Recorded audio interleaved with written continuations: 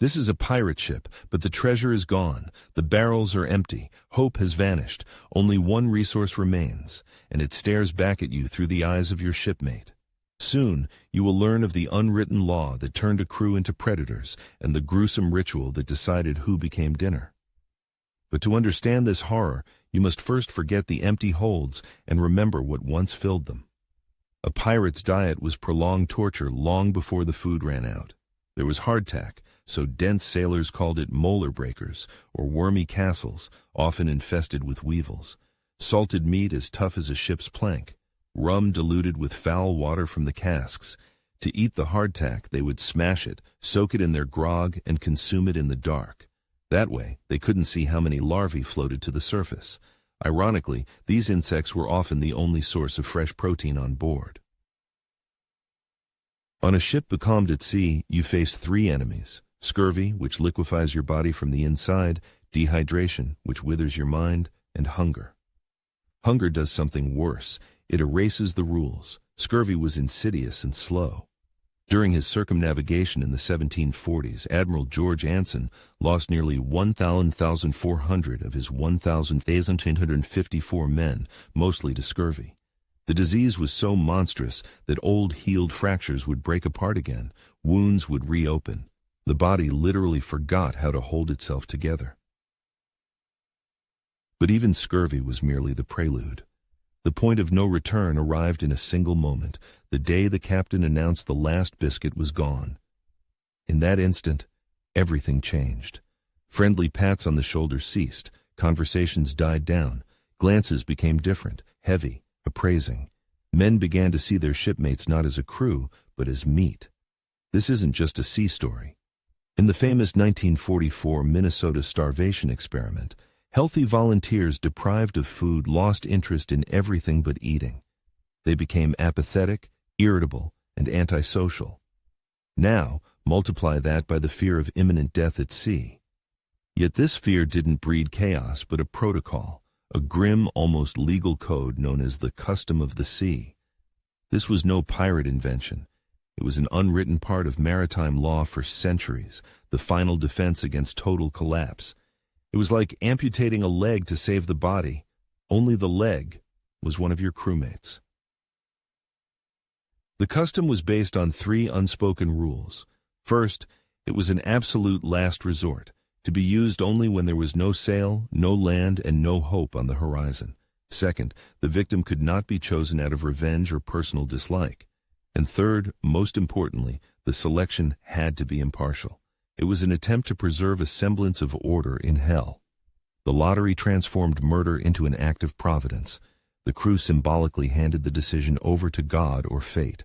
It allowed them to say, "We didn't choose. A higher power did."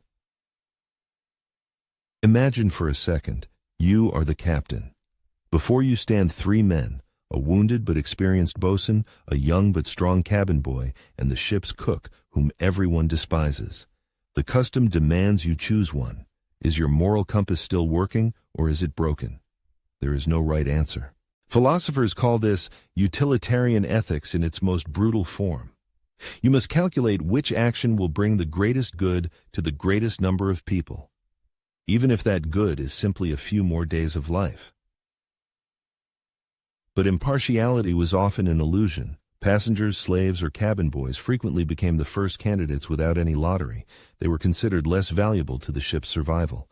History is filled with such convenient choices. In 1835, on the brig Francis Spaight, the lot fell to one of the sailors. He pleaded for his life, explaining he had a wife and children. The crew drew lots again. By sheer coincidence, it fell to 15-year-old cabin boy Patrick O'Brien. He had no family or status to protect him. This brings us to the most terrifying stage, the ritual designed to make the killing just in the eyes of God and men. In the dead silence, the captain holds out a hat. Inside are not coins, but splinters of wood, 2 slivers, one shorter than the other. This is not a frantic scramble for life. It is a grim mass conducted under the scorching sun. The only sounds are the creak of the mast, the strained breathing of a dozen men, and the dry click as the first hand draws its fate. Each man, in turn, approaches this improvised altar. It was a prayer that this cup might pass from you. The communion would be human flesh. This ritual wasn't for God. It was for the survivors. The lottery removed their personal responsibility, turning murder into the execution of providence. It wasn't us who chose him. Fate did. It wasn't us who killed him. Hunger did. This was the only way for the psyche to process the unthinkable without shattering. Psychologists call it diffusion of responsibility. When an impersonal mechanism makes the decision, no single individual bears the full weight of the guilt. It dissolves into necessity, into the rules of the game. It is a cognitive shield that allows one to remain human, at least in their own eyes, for a few more days. And now it's your turn. You reach into the hat. Your fingers find the wood. You draw. The splinter is short. 1 second, you are part of the crew. The next, you are provisions. The world narrows to this small piece of wood in your palm. You look into the eyes of your former shipmates. Where there was sympathy, there is now a primal, appraising hunger. They no longer see a friend, they see salvation.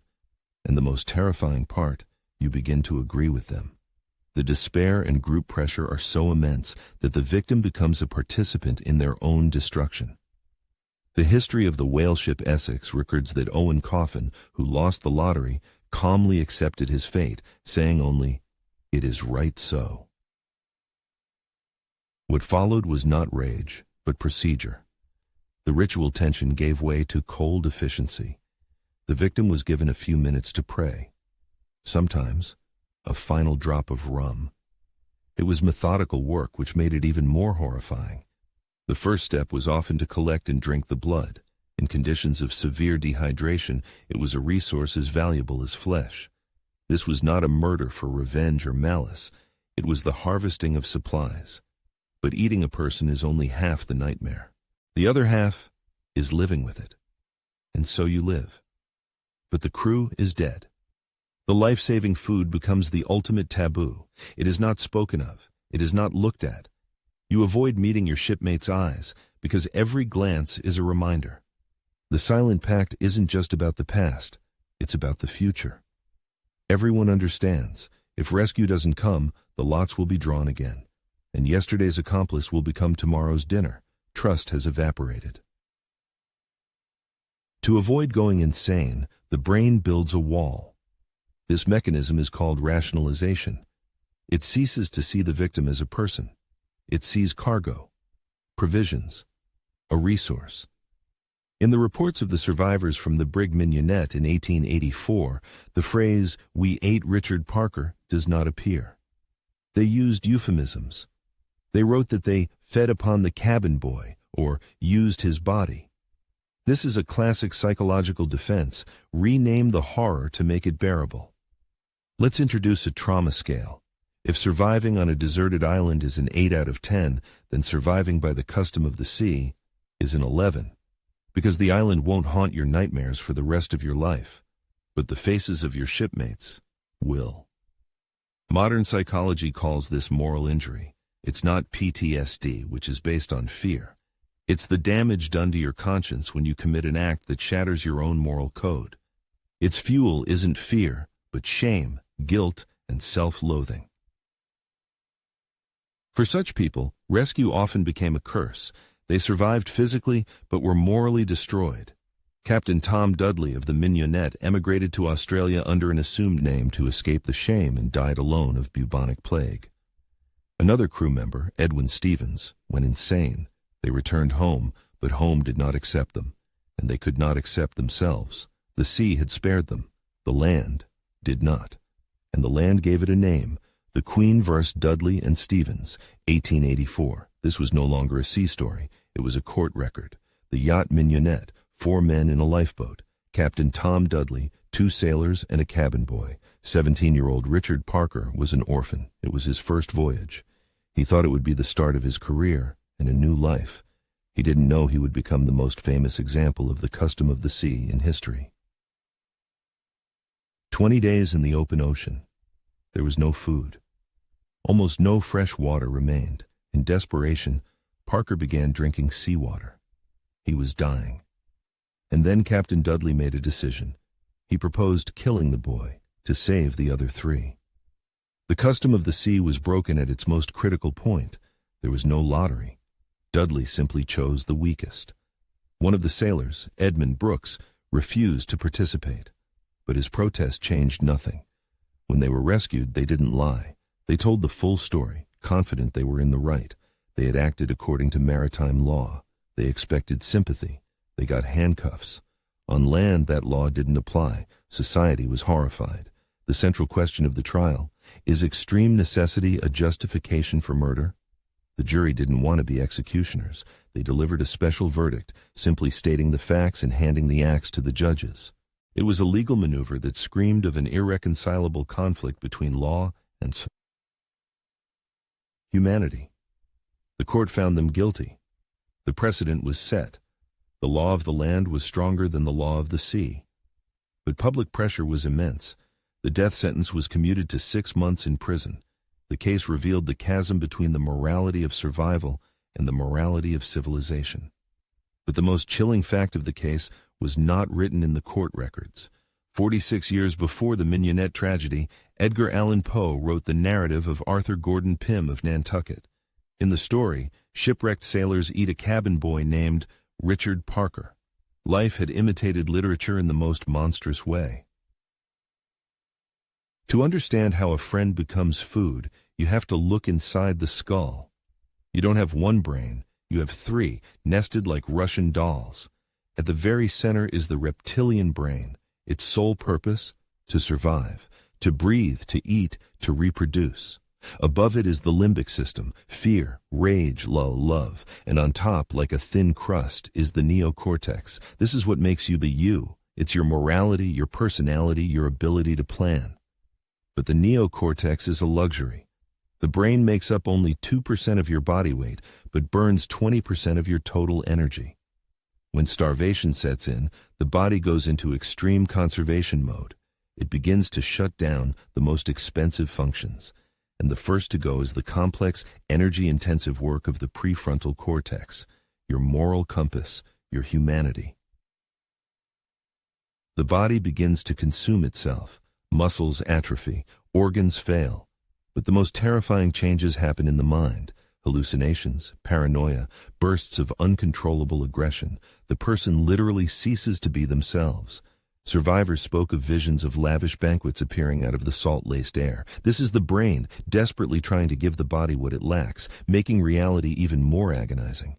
The custom of the sea is not a decision made by rational people. It's a protocol designed for those already on the brink of madness. Remember how you get angry when you're very hungry?